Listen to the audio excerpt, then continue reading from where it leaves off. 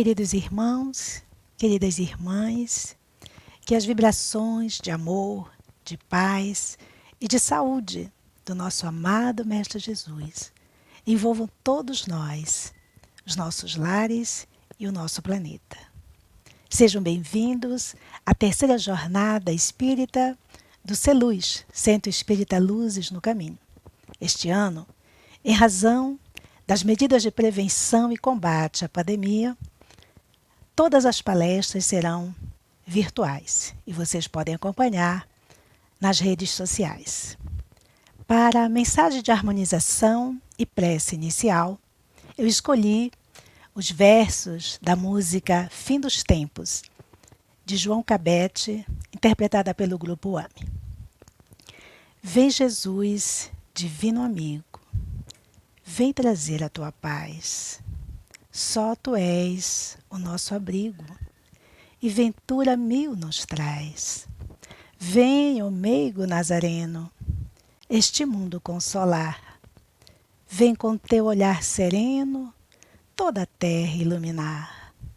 Afasta do mundo a guerra, o chacal devorador, que destrói tudo na terra, espalhando luto e dor.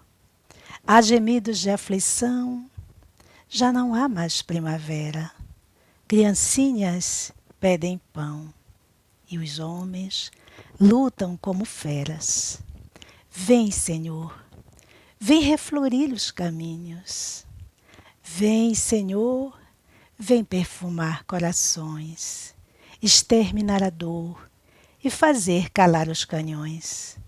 Vem, Senhor, com teu amor tão profundo, iluminar consciências e fazer feliz o mundo. Que assim seja. Queridos, mais uma vez sejam bem-vindos. É com muita alegria que nós damos início à terceira jornada espírita com o subtema Senhor, Senhor, que faz parte do Sermão da Montanha. Está narrado por Mateus no capítulo 7, dos versículos 21 a 23. E também foi incluído por Kardec no Evangelho segundo o Espiritismo, no capítulo 18, nos itens 6 a 9 e também no item 16. Mas antes de refletir, que eu os convido a fazermos juntos nos próximos minutos, sobre essa bela passagem do Evangelho, sobre essa advertência do Senhor, eu gostaria de pedir permissão, e sei que vocês permitirão, porque são caridosos, para que eu pudesse apresentar uma singela contextualização do tema central, Jesus na obra kardeciana. Então vamos lá. A Bíblia tem dois grandes livros, o Velho Testamento e o Novo Testamento. Kardec escolheu como objeto de estudo do Espiritismo o Novo Testamento. E no Novo Testamento, Kardec nos diz que nós encontramos 5 temas: os atos da vida de Jesus, os milagres, as profecias, as palavras que serviram para os dogmas e o ensino moral. Sobre o ensino moral, Kardec dedicará a obra O Evangelho segundo o Espiritismo, e ele justifica o porquê da escolha. Segundo Kardec, o ensino moral de Jesus é o código divino onde a própria incredulidade se curva. É o terreno onde todos os cultos podem se encontrar. É a bandeira sob a qual todos podem se abrigar, quaisquer que sejam suas crenças. É a parte do ensino de Jesus que exige de cada um a reforma de si mesmo. É a regra de conduta que abrange todas as relações da vida privada ou pública, princípio de todas as relações sociais, fundadas sobre a mais rigorosa justiça. E, por fim, Kardec encerra a justificativa da escolha afirmando: é o roteiro infalível para a felicidade. Então, com essas palavras, Kardec nos convida a conhecer Jesus, a conhecer e colocar em prática as suas lições de amor e bondade. Ainda sobre o Evangelho segundo o Espiritismo, nós queríamos lembrá-los que Kardec dá um destaque especial ao Sermão da Montanha. 13 dos 28 capítulos do Evangelho segundo o Espiritismo tem como título uma passagem do Sermão da Montanha. Mateus, os capítulos 5 até o 7. E mais 4 capítulos, e que embora não conste como título, mas Kardec faz referência, interpreta parte do Sermão da Montanha. Pelo que se conclui que o Sermão da Montanha é um vasto material de aprendizado para nós. E, se nós conseguirmos, nesta encarnação, conhecer e colocar em prática, de certo, daremos um grande impulso à nossa evolução espiritual. A segunda contextualização que eu queria fazer é sobre Jesus. Quem é Jesus? Então, na questão 625 do Livro dos Espíritos, nós temos a revelação de que Jesus é o modelo e guia para a humanidade. Essa afirmativa dos Espíritos amigos está em perfeita harmonia com as palavras do Cristo no Evangelho de João, no capítulo 10, versículo 14, quando Jesus diz: eu sou o bom pastor, eu conheço as minhas ovelhas e elas me conhecem. Então, Jesus, em seus atos, em suas palavras, em todo o seu ensinamento, ele se mostra como o pastor da humanidade, porque ele apresenta uma superioridade moral e intelectual muito acima da humanidade. Por isso, ele se constitui verdadeiramente no guia e modelo, no pastor, no bom pastor, como ele mesmo asseverou. E Kardec, comentando essa afirmativa dos Espíritos, nos diz que, para o homem, Jesus constitui o tipo da perfeição moral a que a humanidade pode aspirar na Terra. Deus nos oferece como o mais perfeito modelo, e a doutrina que ensinou é a expressão mais pura da lei do Senhor, porque, sendo ele o mais puro de quantos têm aparecido na Terra, o Espírito Divino o animava. Um outro livro que é destaque, que aborda também, fala sobre Jesus, traz informações para nós sobre Jesus, dentro do Pentateuco kardeciano, a Gênese, os milagres e as predições, segundo o Espiritismo. Kardec reservou o capítulo 13 e o capítulo 17 para nos apresentar os milagres e também as predições, as profecias acerca de Jesus. É um livro que, de certo, vale a pena ser lido para conhecermos um pouco mais Jesus dentro dessa abordagem kardeciana. E, para finalizar essa singela contextualização, nós fizemos um recorte do Livro dos Espíritos na conclusão, na parte 5, em que Kardec nos faz a seguinte afirmativa: provai, finalmente, que as consequências do Espiritismo não são tornar melhor o homem e, portanto, mais feliz pela prática da mais pura moral evangélica. Então, se a consequência do Espiritismo é tornar o homem mais feliz, tornar o homem melhor, desde que ele se predisponha a praticar as lições preciosas do Evangelho de Jesus, a Boa Nova do Cristo. Num outro trecho, Kardec afirma que o Espiritismo é forte porque se apoia sobre as próprias bases da religião. Deus, a alma, as penas e as recompensas futuras. Sobretudo porque mostra que essas penas e recompensas são consequências naturais da vida terrestre. Então, todo cristão acredita na vida futura, mas o espírita, ele tem a plena certeza de que a vida continua e de que ele, um dia, quando abandonar o seu corpo, o seu espírito vai para uma dessas moradas da casa do Pai. E essa morada é a morada espiritual. Ou, se nós tivermos merecimento, de acordo com os nossos atos, nós podemos ir até para outros planetas mais adiantados que a Terra. Ou então para planetas inferiores, dependendo da nossa condição espiritual. Então aqui eu encerro essa breve contextualização de Jesus na obra kardeciana. E agora sim nós podemos nos concentrar no subtema Senhor, Senhor.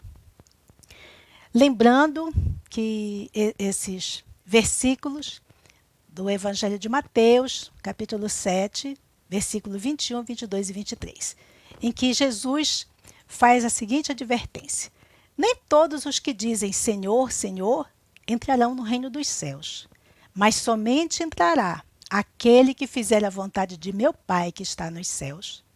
Muitos me dirão naquele dia: Senhor, Senhor, não profetizamos em teu nome?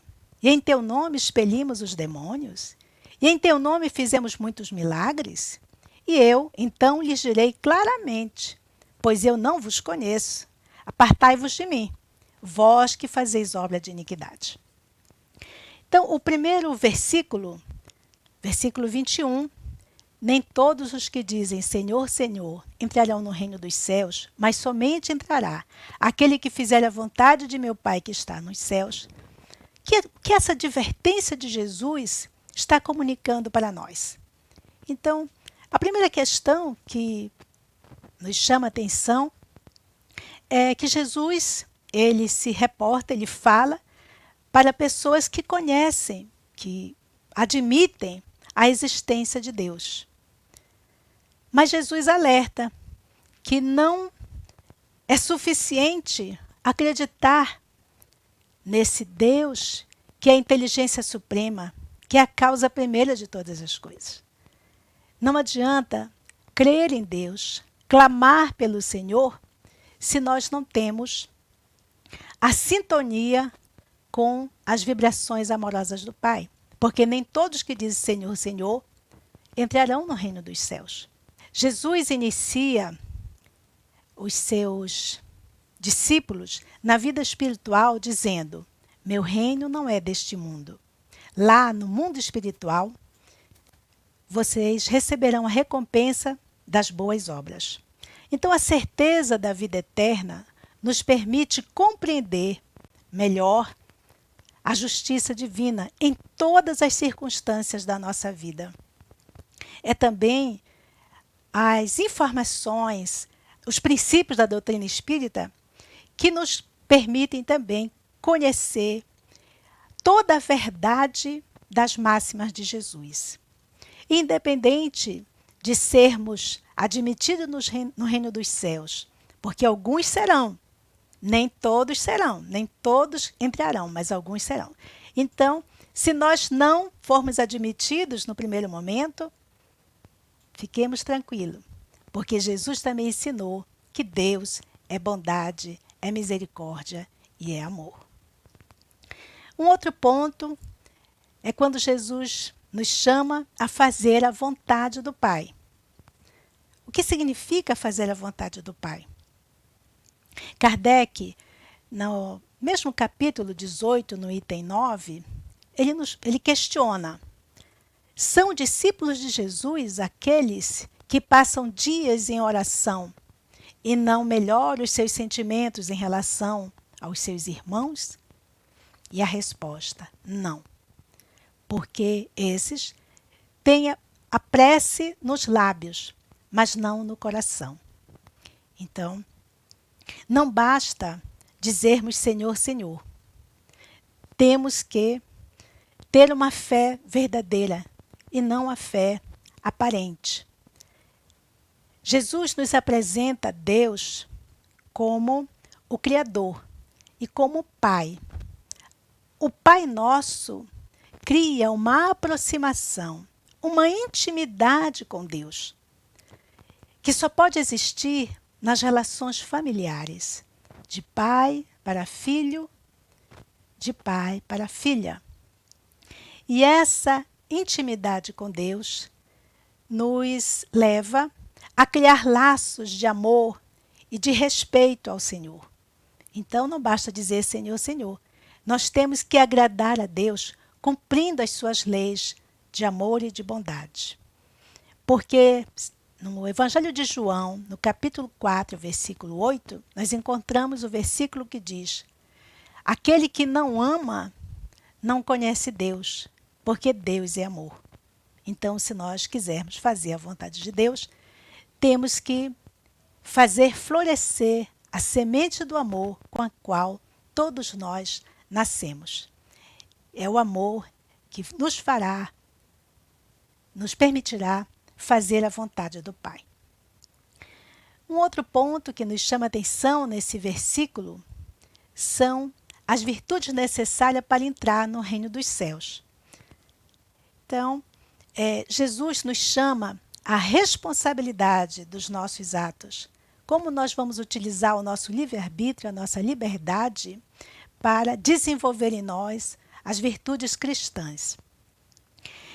O cristão, ele é um discípulo de Jesus. Por isso, ele deve ser virtuoso em todos os lugares. No centro espírita, na rua, no trabalho e principalmente no lar. É no lar a grande oficina em que nós podemos trabalhar o amor. Nós devemos utilizar para os nossos familiares a mesma gentileza, a mesma cortesia que nós dedicamos aos nossos amigos e aos nossos companheiros de trabalho. Utilizar as palavras de gentileza, por favor, obrigado, posso ajudar? É assim nós vamos nesse exercício do amor com aquele meu próximo mais próximo, desenvolvendo as virtudes divinas que todos nós devemos cultivar. É importante também nós declararmos o nosso amor aos nossos familiares. Mas muito mais importante do que declarar o nosso amor é ter atitudes amorosas, de paciência, de perdão, de gentileza, né, para com aqueles que convivem conosco. Porque a quem muito é dado, muito será cobrado. E ao que muito se confiou, muito se pedirá. Está lá no Evangelho de Lucas, capítulo 12, versículo 48. Então, para o cristão, o ensinamento de Jesus, que ele já conhece, lhe faz ter um compromisso em ser cada dia melhor do que foi no dia anterior. Lutar para conquistar essas virtudes que o admitirão no reino dos céus. E para concluir esse primeiro versículo, nós vamos falar um pouco do reino dos céus. Jesus, como grande mestre, como um grande educador das nossas almas, nos incentiva a buscar o reino dos céus. Ou, em outras palavras, buscar a perfeição. Ele nos convidou lá em Mateus, no capítulo 5, versículo 45. Sede perfeitos como perfeito é vosso Pai Celestial. Então, essa perfeição relativa para nós, né, criaturas, pode ser alcançada se nós iniciarmos uma edificação das nossas virtudes. Todos os dias, numa tentativa de nos tornar pessoas que possuímos aquelas virtudes propostas no próprio Sermão da Montanha. A humildade, a fé, o senso de justiça, o senso do dever bem cumprido, a paciência, enfim. Nós podemos estabelecer uma meta de progresso espiritual, conquistar uma dessas virtudes, ou, se dermos conta, até todas, né? E nesse trabalho conosco mesmo, de reforma íntima, nós vamos, então, conquistando essa perfeição relativa a que Jesus nos convidou a fazer.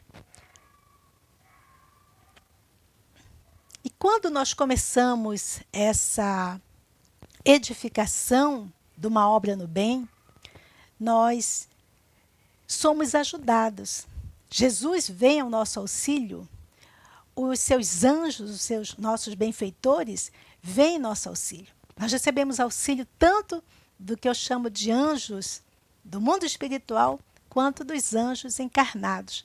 Porque os nossos amigos, os nossos companheiros de trabalho, os nossos familiares, eles sempre estão nos ajudando, colocando até em prova se realmente nós já conquistamos aquelas virtudes, como, por exemplo, a virtude da tolerância ou da paciência. Como eu falei anteriormente, é no lar que nós vamos ter essa grande oficina, esse grande laboratório da edificação das nossas virtudes. E o apóstolo Paulo, ele nos disse, em Hebreus capítulo 12, versículo 1, que em torno de nós há uma tão grande nuvem de testemunhas. São justamente esses que vêm nos observar. Como é que nós estamos evoluindo? Como é que nós estamos cumprindo o planejamento espiritual feito para a nossa vida com tanto carinho e pela oportunidade bendita que Deus nos oferece de viver aqui na Terra para nos aperfeiçoar. E falando dessa nuvem de testemunhas, lembro também que tem na internet uma lenda dos 2 lobos, atribuída à tribo Cherokee, em que um jovem, buscando a sabedoria do ancião da tribo, ele vai perguntar como é que ele pode resolver a questão da raiva diante de uma injustiça ou de uma contrariedade. Ao que o ancião revela para ele que ele já observou que dentro dele mesmo existe 2 lobos. Um é feroz, se aborrece, não mede consequências, vira uma fera por qualquer motivo. O outro está plenamente pacificado, é calmo, jamais perde a paciência. E o jovem, ouvindo essa história, pergunta ao ancião, e qual dos 2 lobos vai vencer? Já que o ancião afirmou a ele que existia uma luta, uma batalha entre os 2 lobos para dominá-lo. E o jovem curioso pergunta, mas então quem vencerá? E o ancião responde, aquele que você alimentar. Então, com relação a essa nuvem de testemunha que nos acompanha, nós também podemos escolher quais as companhias espirituais que nós queremos manter junto conosco. Isso vai depender da sintonia do nosso pensamento e dos nossos sentimentos. Então, essa busca da perfeição, ela exige de nós caminhar, buscar aquela porta estreita de que Jesus nos falou. A porta do sacrifício, a porta da renúncia, a porta da vigilância, porque a porta larga, ela é de fácil acesso, mas nos leva certamente à perdição e não nos levará ao reino dos céus. Muitos me dirão naquele dia, Senhor, Senhor, não profetizamos em teu nome? E em teu nome expulsamos demônios? E em teu nome fizemos muitos milagres? E eu então lhes direi claramente, pois eu não vos conheço. Afastai-vos de mim, vós que fazeis obra de iniquidade. Então, o que nós podemos aprender, refletir, dentro dessa advertência tão rigorosa que o Senhor nos faz, não é? A primeira é que ele se dirigia a um cristão trabalhador, um cristão que realizava boas obras, né? Mas só que não basta realizar boas obras. Vamos falar do trabalhador espírita, o cristão trabalhador espírita, que tem na casa, participa das atividades da casa, está na recepção auxiliando, aplica o passe, distribui água fluidificada, paga a sua mensalidade dos sócios todos os meses, né? Participa das palestras, enfim, é um trabalhador. Ele vai chegar naquele dia e vai dizer, Senhor, Senhor, eu sou trabalhador, eu estava lá, eu era médio, eu doutrinava os espíritos, eu fazia o milagre do consolo, E o Senhor vai dizer, mas tu estavas lá e o trabalho era uma oportunidade para despertar a tua consciência e para sensibilizar o teu coração para a prática do amor ao próximo. Não era para o bônus horas, como a gente às vezes pensa, né? Eu estou acumulando bônus horas. Mas não é por isso que nós estamos realizando a atividade na casa espírita. Então,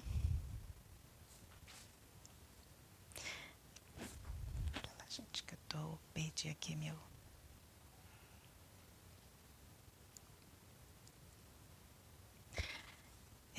No Evangelho de João, capítulo 10, versículo 25, Jesus afirma: as obras que faço em nome do meu Pai dão testemunho de mim. Então, segundo esse exemplo, que as obras, as boas obras que nós realizemos aqui, possam testemunhar tudo que nós aprendemos com Jesus. E que essas obras sejam realmente um tesouro, né, que nós vamos acumular para a vida eterna. Um outro ponto que Jesus coloca nessa advertência são as obras de iniquidade. O que é uma obra de iniquidade? É aquilo que se faz por orgulho, por egoísmo, por ambição. Então Jesus, ele em várias passagens do Evangelho, condenou a hipocrisia.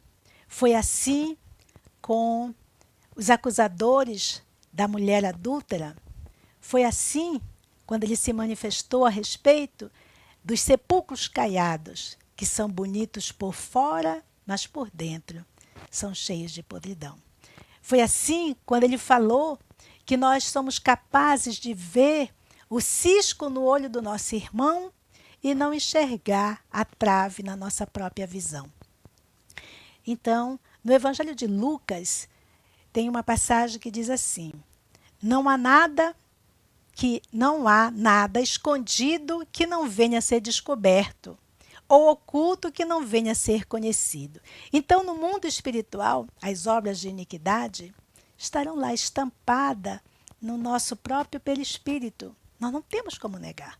Então, Jesus nos recomenda que a gente possa viver a fé verdadeira, que nós possamos ser autênticos nas nossas ações, que nós não tentemos simular uma virtude que ainda não possuímos, que nós temos humildade de confessar as nossas fraquezas, mas dizer que nós estamos trabalhando para edificar o homem novo em nós.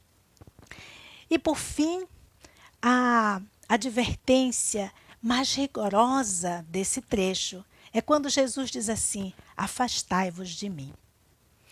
É uma coisa assim que nos toca, né? Como é que Jesus, que nos ensinou a fraternidade, o amor, naquele dia vai nos dizer: afastai-vos de mim. Então me lembrei da parábola do joio e do trigo. As duas sementes, elas foram plantadas no mesmo território, elas cresceram juntas, mas no dia da colheita, elas foram separadas. Então, com os homens na terra, com as almas que habitam a terra, acontecerá a mesma coisa. Aqueles que cultivaram a boa semente nos seus corações serão mantidos na terra, uma terra regenerada, de um novo tempo. E aqueles que não puderam ou que não quiseram cultivar essa boa semente serão convidados, sim, a se retirar da terra e serão encaminhados para outros planetas, onde eles continuarão a sua jornada de purificação. É um afastamento temporário, mas acontecerá. Então, haverá mães, como diz lá em Apocalipse, né? Que mães serão afastadas dos seus filhos e os filhos afastados de suas mães.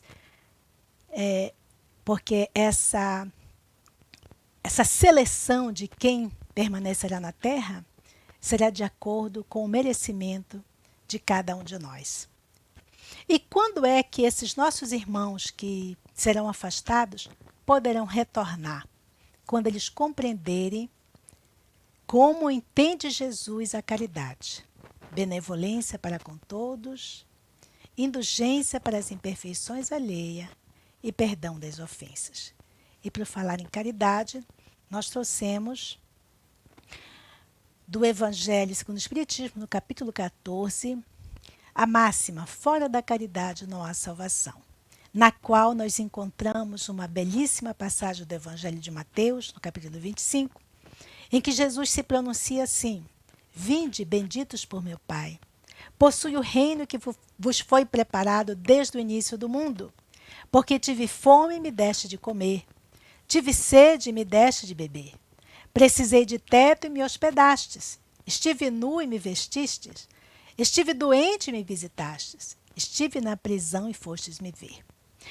E a pessoa, quando é caridosa, ela faz essas coisas com tamanha naturalidade que vejo os justos perguntar ao Senhor: mas Senhor, quando nós praticamos esses atos de caridade contigo? Ao que Jesus respondeu: quando ajudaste um desses pequeninos dos meus irmãos, foi a mim que fizestes.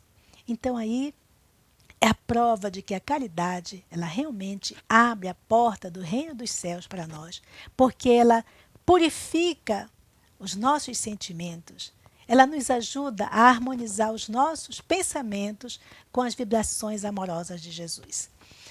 Nesse mesmo capítulo, Kardec, ele, no item 10, coloca como instrução dos espíritos uma recomendação para todos nós.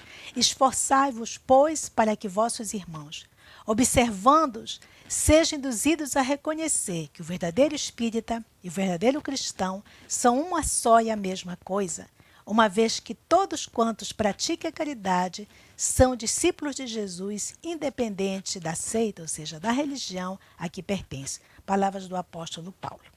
Então, com essas palavras, Jesus certamente nos convida, em Mateus capítulo 25, a ser caridosos e a viver em sintonia com o bem, se quisermos um dia ter essa condição de perfeição para que possamos ser admitidos nesse reino dos céus. Então, nós queríamos trazer, para fechar nosso momento de reflexão, uma proposta vivencial do presidente da FEB, Jorge Godinho. Então, Jorge Godinho, ele elaborou essa proposta para ele mesmo, mas ao compartilhar conosco, e eu aqui compartilhando com vocês, porque acho que resume bem tudo isso que nós conversamos, nós refletimos nesse momento. Então, a primeira proposta é conhecer Jesus e colocar o Evangelho em primeiro lugar. Se todas as instituições e se todas as pessoas tivessem o Evangelho como roteiro, o mundo estaria melhor, sem dúvida nenhuma. Segundo, manter a consciência tranquila. E como é que a gente faz isso? Respeitando as leis divinas e as leis humanas. Então, a gente não vai temer nada, né? Porque estamos fazendo tudo certinho. Esquecer o mal e praticar o bem. Cumprir a proposta vivencial de Jesus em sua mensagem de fraternidade e paz. Então, esquecer vingança, esquecer todas as coisas, aquelas obras de iniquidade, só se dedicar às boas obras. E, por fim, ter a prece como rotina e fonte de respostas e inspiração para as nossas decisões. Porque aí nós vamos nos ligar com o alto para receber as inspirações para todas as nossas decisões. E vou agora já agradecendo, né, com imensa gratidão por esses momentos que nós estivemos aqui ligados ao alto, conhecendo essa mensagem maravilhosa de Jesus, as advertências que ele nos faz, buscando nos incentivar ao nosso próprio crescimento espiritual. E vamos encerrar com a bela oração do Pai Nosso, recebida pelo Chico Xavier, do Espírito José Silvério Horta. Então vamos orar. Pai nosso, que estás nos céus, na luz dos sóis infinitos, Pai de todos os aflitos neste mundo de escarcéus, santificado Senhor, seja o teu nome sublime, que em todo o universo exprime ternura, concórdia e amor. Venha ao nosso coração o teu reino de bondade, de paz e de claridade na estrada da redenção. Cumpra-se o teu mandamento, que não vacila nem erra, nos céus como em toda a terra, de luta e de sofrimento. Evita-nos todo o mal, dai-nos o pão do caminho, feito na luz, no carinho do mundo espiritual. Perdoa-nos, Senhor, os débitos tenebrosos, de passados escabrosos, de iniquidade e de dor, e auxilia-nos também, nos sentimentos cristãos, a amar nossos irmãos que vivem distante do bem. Com a proteção de Jesus, livra nossa alma do erro, neste mundo de desterro, distante da tua luz. Que a nossa ideal igreja seja o altar da caridade, onde se faça a vontade do teu infinito amor. Assim seja, muita paz.